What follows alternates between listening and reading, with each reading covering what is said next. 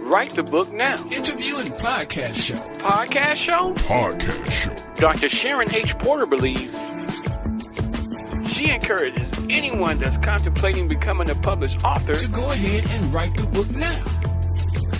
Dr. Sharon H. Porter. Thank you for joining us. This week's guest is Denise Polote-Kelly, author of God Loaned Me an Angel.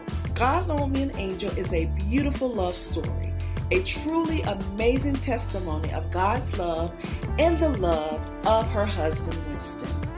Denise is a business owner, founder of the Winston H. Kelly Senior Memorial Foundation and Labs for Life. She is a two-time best-selling author and #1 best-selling author of God Loaned Me an Angel.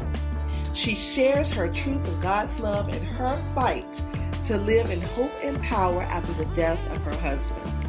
Denise is a grief recovery specialist that assists in the healing of the grieving widow, widower, and people as a whole that suffer loss of many kinds. Denise says grief is real and how we work through the grief determines how we will live through life. She teaches that we must live victoriously through all that we are challenged with and trust God in the process. Denise is a mother and grandmother, and she resides in Savannah, Georgia. Thinking about writing a book? Then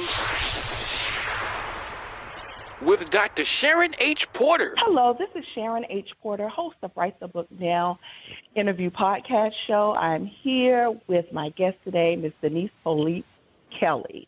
She is a health and grief recovery specialist, and I'm so excited to talk to her today about her book. Welcome, Ms. Polote-Kelly. How are you today? I am wonderful, Ms. Porter. How are you? Excellent. Thank you so much for joining us. So we have just heard this wonderful bio of everything that you've done. Now I would like for you to tell our listeners who you feel Miss Denise Polote-Kelly really is. Well, Denise Polote-Kelly is a survivor. I am so thrilled and honored just to be a part of the interview today and have an opportunity to speak with the listening audience. The book that I wrote, God Loaned Me an Angel, was inspired after I lost my husband, Winston, to stomach cancer. And from the writing of the book, I have become a certified health and grief recovery specialist. And I feel like the process and the journey through grief is a process that your mind, body, and spirit is involved. So my business, Total Body Wellness, has evolved from that. Now, the book, I started a journal basically after he was diagnosed with stomach cancer. And from there, I just would write at night. He was diagnosed August 22nd, 2011, and he passed away October 22nd, 2011. So I didn't have a lot of time to even wrap my head around what was going on before he was gone. And I just felt myself in a very deep, deep place of grief and didn't think I would come out of it. But God kept me through it all. Wow. And this really is a testimony of God's love and really your love for your husband, Winston. Absolutely. And that's what the book itself is about, that testimony of God's love for me in spite of me and blessing me with this wonderful, wonderful husband and then keeping me after I lost him, because there were times when I really thought, Ms. Porter, I would lose my mind. Wow. And so I heard you say that you kept a journal after this diagnosis of stomach cancer. So at what point did you say, I'm writing the book now? At what point did that come across your mind? You know what? Honestly, when I started writing and journaling, writing was not something I even thought about. I had never even thought about being an author.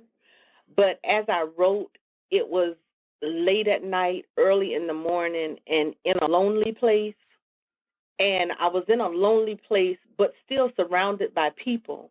And one specific instance I remember is Christmas that same year, 2011, and I came home for Christmas because at the time I was living in Covington, Georgia. That's where we lived. And when I came home, my family just made the Christmas like an old-fashioned family Christmas like we used to have when we were kids. My sisters and brothers were there. My children were there. My parents, thank God, are still with us. And we just had a wonderful time, but I was in a lonely place in my heart and in my mind. So at night when I wrote, I would just jot things down, and I would talk it through. And I didn't really think that I was talking to God at that time because I was still so angry and so hurt. But through the writing, I just continued, and I said, I really want to be able to help other people through my struggle. And when people can see you and touch you, and you're not just someone that's on television, they can relate to you sometimes much better. And now that's what is going on. People are relating to me, and they're relating through the book. They're relating through the book because I was transparent in the process. Wow. And so in writing the book, which chapter do you think was probably the most difficult for you to write? Really reliving the entire process. It was a tedious It was a tedious process. It really was. It was mentally tedious because I went back from the time before I met Winston. And when the day that I met him, we were in two separate meetings, actually, and I had just joined this church. And my pastor and I were having a discussion about a trip that was being planned. And Winston walked past, and he backed up and said hello. And when I saw him, it was just something about him that drew me at that time. And I said, wow, that's the man I'm supposed to have in my life. And from that moment, I went back to that section, and that's where I started with the book, talking about me turning my life over to God and him leading me and not me being the strong, aggressive person that I am and me trying to lead God. So when I released my total self to him and let him do him and me be the follower, then it was like the blessings just started. So the book starts there, and it talks about God loving me in spite of me. And then it speaks about him loving me and blessing me with Winston because he was such a lover of God, just a man after God's own heart, and helped me spiritually as well. So having to go back through that and then go through the process of him being diagnosed, and we had only been married 17 months when he was diagnosed. So 19 months was our end of our beautiful love affair. Wow, this is really incredible. It really is. And I see that you also actually do work with cancer patients now. Tell me a little bit about that. I do. I'm a part of an organization called Imerman Angels, and Imerman Angels is a volunteer organization that helps survivors, caregivers, and people that are just going through the process right now. So what they do is link people together, because when you are going through this process, it's very difficult to be able to talk to just the average person. And when I say the average person, I'm speaking a person that is not affected by this cancer at that time. So I thought in my giving of my time and with the research that I've done, I could be helpful to people through the process, whether they were going through it, have been through it, or they are just diagnosed, or they have a caregiver, because I've done that as well in caring for my husband. So with that, the time is volunteer, and we're connected with people all over the world.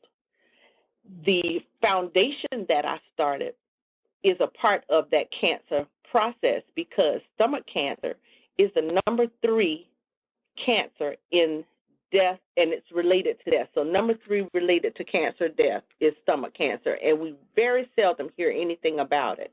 So my goal and my mission and the mission of the foundation, which is established in Winston's memory, and it's the Winston H. Kelly Sr.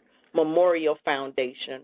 It's established in his memory to raise awareness, raise funds, and to assist families that have been stricken with this deadly silent disease. And I am the voice for stomach cancer. This is so powerful. It really is. And, you really touched on a really key component, the caregiver piece, because I know it is so much on individuals that have to care for these patients that are going through. And I'm just so glad to hear that you're supporting them as well. I think that's so important. It is. A lot of times the caregiver is forgotten about. And I know when I like to send cards, and that's just something I got from my mom. My mom sends the most amazing cards, and I have picked that up from her. If you're going to send a card, read the card so it says what it needs to say, not just be generic. And when a caregiver receives a card in the mail, it's like someone has sent them $1 million because they're forgotten. But they're the ones that's there in the midnight hour. They're the ones that's there when the loved one is crying out in pain, or they can't eat, or they've gone to chemo, and chemo has now made them sick, so they've got to be there to take care of them in that process. So my heart is just open to the caregiver in addition to the person that's been given that diagnosis, because that can be totally devastating, not only to that person that's been diagnosed, but to the entire family. Because I do remember the day Winston was diagnosed, we went for CAT scans, and he had gone to work that morning. And when he went to work that morning and left the job for his testing, he never went back to work. So it's a process now of, okay, we didn't plan for this, so what do we do now? So that's a part of what the foundation does, and what I'm striving so hard to raise the funds and raise awareness for research and to be able to help families, because there has to be an organization and the resources that people can just go to and get information, because it felt like I was in a valley trying to just get information about stomach cancer. And the information is just not out there in one place. So we're working hard to get on our website information about stomach cancer, information about funding, organizations that assist with utility bills, grocery, transporting a patient. If you can't be off from work or something and your loved one needs to go to the doctor, we want to be a part of that entire process and try to make it a little easier for the family to go through. I truly applaud your efforts in all of this. And then after you experience all of your heartache, you are choosing to help others through your pain. And I think that is just commendable. Thank you and so much. Absolutely. And so you actually have gone to be a certified grief specialist. Is that correct? Yes, that is correct. And that was when you go to, say, a counselor. Counselors are not always, or they don't have the ability to reach you in that grief place. And I'm just a firm believer, if you haven't gone through something, you can't very well help me through that process because you've not had that part of the experience. Now, for me, if someone were to say they lost a grandmother, I can relate to that. We can have a discussion, or I can just listen. Someone that's lost a spouse, I can be there for them. A counselor that hasn't lost their husband or lost their wife, they are not to knock the education and not to knock their degrees, but they aren't in that place. And it's a place where you have to be reached, and you have to be reached right where you are. It's not a time where you want to hear, well, you know, God knows best. I love God with my every being, but at that particular moment, I thought God had lost his mind. He could not have known best to give me this wonderful husband, and then after 19 months, he's gone. So I had to get to that place where I wanted to hear about God again and God's greatness. And that's why I go back to where I said God kept me through it, because he did, because I just could not understand that. So what I decided to do is educate myself, research, and get the education, and I did. I went out, and there is a program, and it's called Grief Recovery Method. And you talking about phenomenal, we spent days and exposed feelings that even us through the process, not only of people that were in the workshop losing spouses, but people lost parents, people had miscarried, even the process of losing a relationship. A lot of times when we think about grief, we automatically think grief is death. But grief could be a divorce. Grief could be your child acting out. It could be that 25-year career that the people call you in the office that morning when you get to work and tell you you're no longer needed. That's grief. And this certification enables me to speak with people on those levels. So I'm excited about it. I have an 8-week program that we do, and we really, really get down into old or past hurts, where we're in a better place, where we're able to function and not say close the chapter, but complete that relationship. So I'm excited about what's about to happen with that. And it just, again, goes into what I was talking about with the total body. Wow. Your mind has to be good in order for everything else to work. Wow. So please tell our listeners, if they want to reach out to you, if they want to get you to come speak to their forum, their community, how can they reach out to you? Oh, absolutely. They can reach me on my website, and it's simply my name, Denise Polote-Kelly.com. That's DenisPolotely.com. If you enter that will take you straight to my website. You'll find there where you can register with us. You can get me scheduled to speak at conferences and workshops. I am now, the calendar, thank God, is filling up because people are beginning to reach out because it's so necessary, because it's like a discussion that you're afraid to have.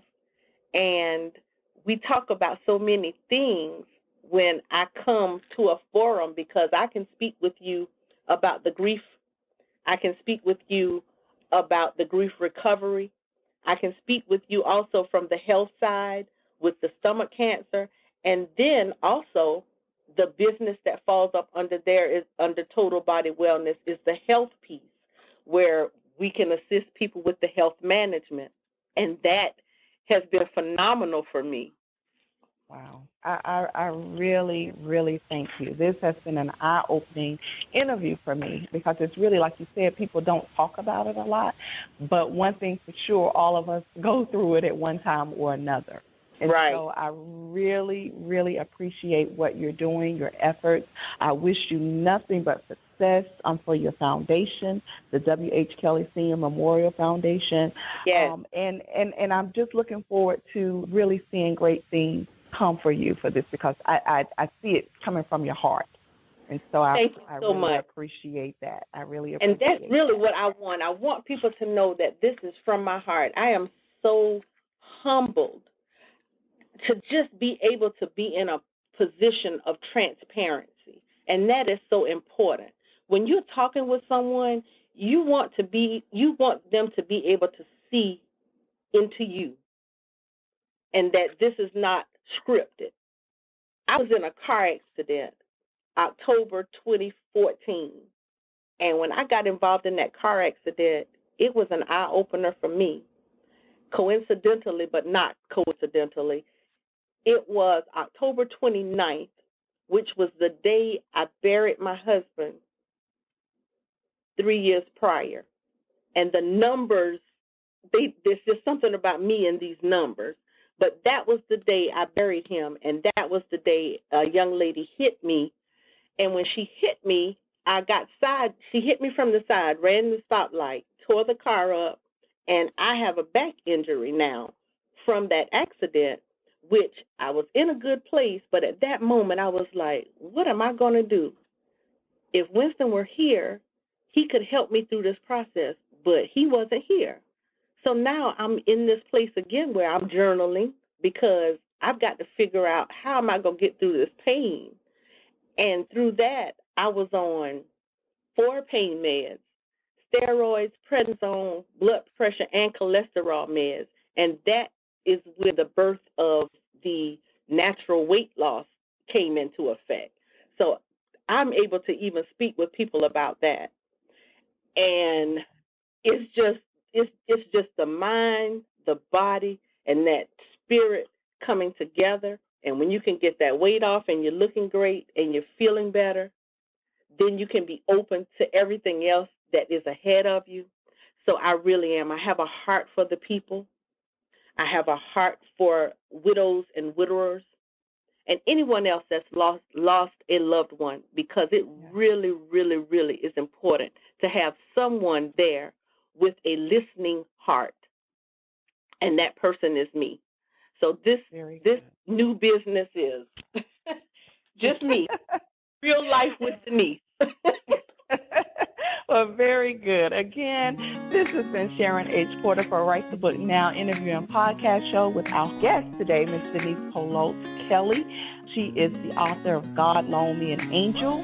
And so I hope that you will reach out to her if you are in need of her services. And please get her book. And as always, please don't wait. Write the book now.